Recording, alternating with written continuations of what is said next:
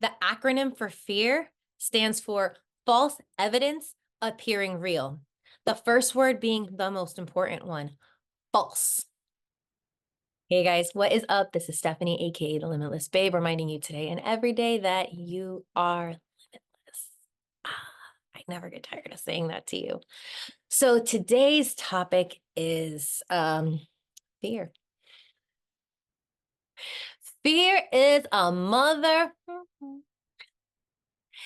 So how many of you go through life and think, I'm nervous about this, or I'm scared of this, or what if I do this and this happens? Most of us, like, hello, hi.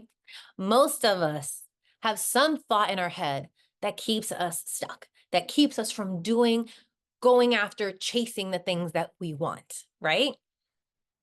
But what if I told you that we're creating all of that for ourselves, right? Like, what if I said that there's really, there's actually the phrase, there's nothing to fear but fear itself. The acronym for fear stands for false evidence appearing real. The first word being the most important one, false. It's not real, guys. What if I told you that fear is not real? So many people are going through life being scared and fearful of things that might never happen. And if they don't think about it, probably won't ever happen. But here's the tricky thing.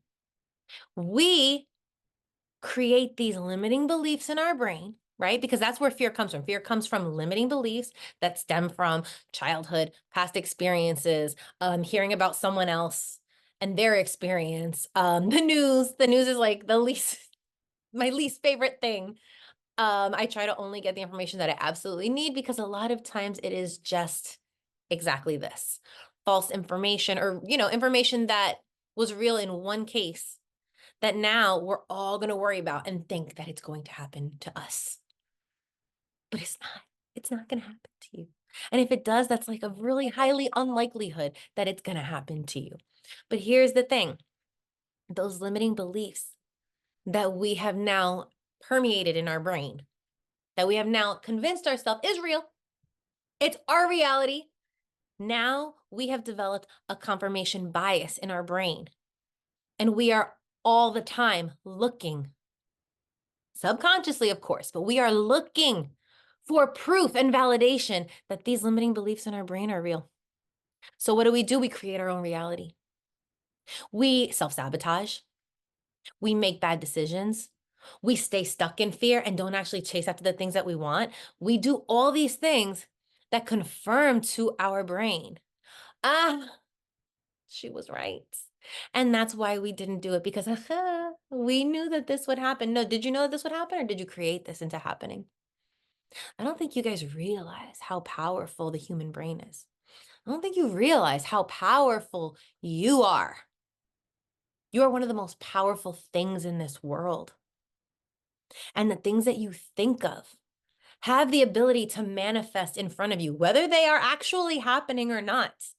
Your brain will hyper focus on the one thing. It could see 10 things that oppose the thought in your brain, but the second it sees that one glimmer of whatever it is that you're trying to convince yourself of, oh, I was right. I was right. And it's satisfying. It's like sickeningly satisfying. So that's why we become addicted to this, right? We become addicted to fear and believing our own BS.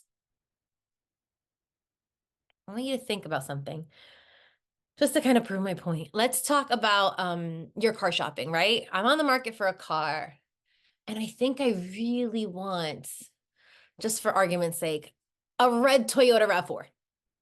Okay? That's really what I want.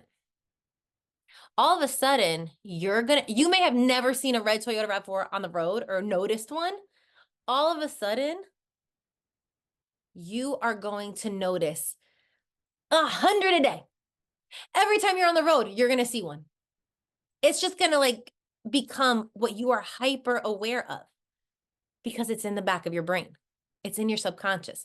The coach that I love working with, Shahrzad Parandeh, which by the way, guys, she's running an amazing program right now. It's about to start tomorrow. I'm going to drop the link below if you guys want to join. I've talked about it before in previous videos. It's called Masterpiece in the Making.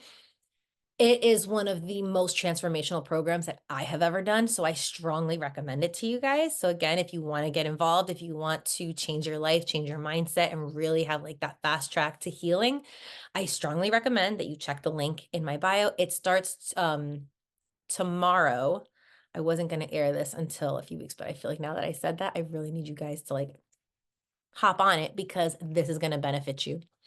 She basically talks about this topic and points out that our conscious subconscious breakdown is about 95% subconscious and only 5% conscious. So we are operating 95% of the time out of our subconscious brain, our autopilot, our limiting beliefs, all the things that we have grown up hearing, not necessarily experiencing, or in some cases experiencing.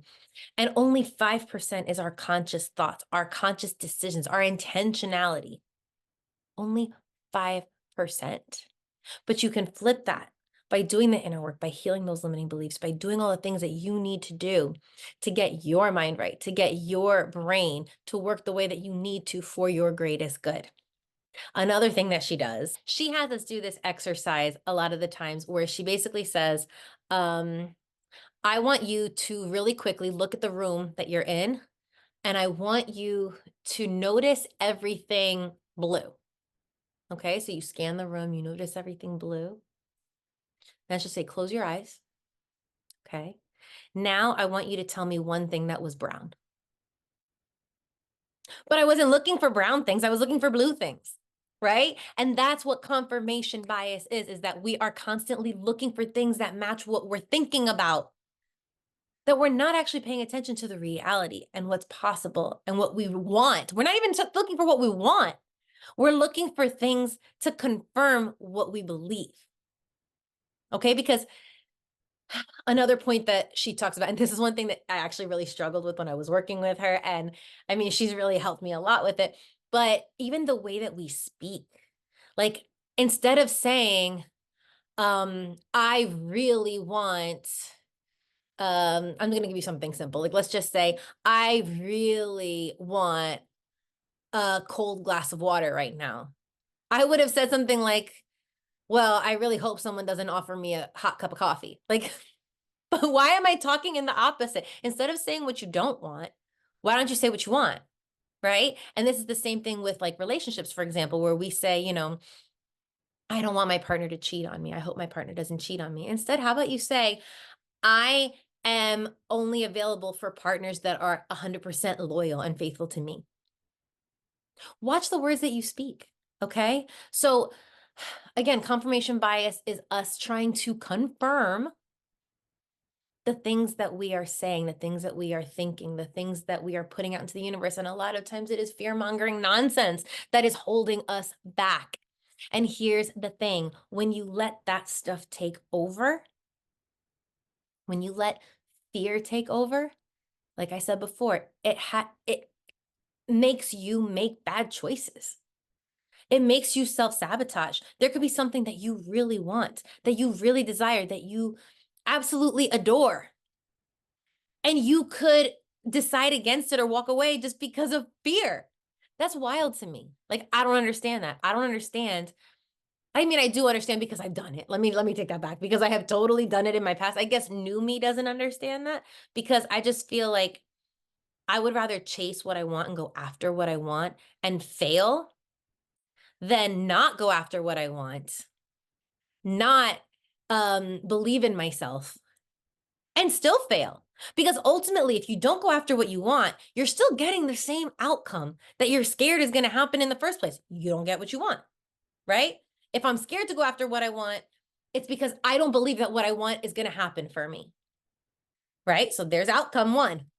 And on the converse side, I go after what I want, and maybe I fail and I don't get it, but maybe I succeed and I do. So at least I have two options here. Here, there's only one option. You don't go after what you want, you don't get it. You go after what you want, you don't get it, or you do. Two ways to go. So would you rather take the option that gives you one guaranteed outcome, or would you rather take the option that gives you two possible outcomes? But here's the thing, as humans, we don't like the unknown. So many people would actually say, I'd rather just know what's going to happen. But is that living your best life? And that's the thing. Again, if you're following my channel, I kind of like to think that you're here because you've been through some things and you want a better life. You want joy and happiness and peace and fulfillment and all the good things on the other side. But I'm going to tell you right now, you're never going to get that if you don't start being a little bit brave and going after what you want. You are never going to achieve your dreams if you don't put that fear to the wayside and say, yeah, maybe it will happen, but maybe it won't. And maybe I'll never know unless I try. I need you guys to take that leap of faith and believe in yourself and say, screw what I think. Screw what I've been scared of. Screw whatever limiting beliefs are in my head or whatever other people have jammed onto me. Because that's the thing too. A lot of times it's not our fault. A lot of times it's society and the people around us that have kind of like pounded this information on us and made us think, well, who do you think you are? Why do you think you deserve that? Why do you think things will work out for you? Who are you? Why are you so special? You know who you are? You're a creation of God. And because of that alone, you deserve good things. He didn't put you here just to suffer. Now, granted, suffering is unfortunately a part of life sometimes. But that suffering usually is just the process of refining us to see what we're made of, to make us better, to make us stronger. Sometimes it is, sometimes it's just dumb luck. Sometimes it's just, things happen. But ultimately, we are the ones that are in charge of what the end result of those struggles is. Okay. So getting back on topic, fear. Why would you let an imaginary creature? Okay, actually that's a really good analogy here. You believe when you were a child that there was a monster under your bed. Now fast forward, you are 35 years old and you wake up in the middle of the night because you got to pee. But wait, when I was 3, I believed that there was a monster under my bed. I better not go pee because what if I get up and the monster eats my ankles? Like, I know I'm being silly right now, but let's talk about this. Would you let that limiting belief that you put in your brain when you were 3 years old force you to possibly wet your bed as a grown-up, as an adult, as a whole person? No, you're going to get up and you're going to go to the bathroom. I mean, I hope. We got to stop letting these childhood beliefs, these childhood limitations that were put on us because we didn't come here with them. This was fear, insecurity, and well-meaning intentions from the older people in our lives. We got to stop letting these limiting beliefs from childhood hold us back and have us make really bad decisions. Okay. And not that they have to necessarily come from childhood. It could have been things that you experienced in your adolescence, in your teenage years, in your early 20s, whatever. It could have been anything. I'm just using this as an example. Okay. Yeah, I feel like that was the best analogy that I really could have given you guys about why we don't let fear stop us, because it is just BS limiting beliefs that you gotta bust through. Okay. And I know you guys are probably sick of hearing me say it, but this is where meditation is going to be super helpful for you. Meditation, journaling, really getting to know, in one of the previous videos that I talked about, really getting to know, who are you? Who are you authentically? These are all tools that are going to help you bust through your fear, bust through your limiting beliefs, because when you know who the hell you are, you're less likely to settle for anything less than you think you deserve. But you got to first understand, who am I at my core without all this toxic, negative stuff thrown on top of me? Who am I really? Who do I know me to be when my soul incarnated into this world? Not who I became because of whatever happened to me. Who am I at my core? So meditation is going to also help you figure that out. Getting quiet for 1, 2, 5, 10, 30 minutes a day, whatever you can stomach. Get quiet and really let your brain and your soul catch up with each other. Okay? Let your intuition take over. Let your truest self take over. And even if, This is something that you're going to hear me talk about in a future video, but we're talking about like compound, right? Like how success and everything compounds, how healing compounds. Well, meditation also compounds, right? Even though you don't think anything is happening for you, it is.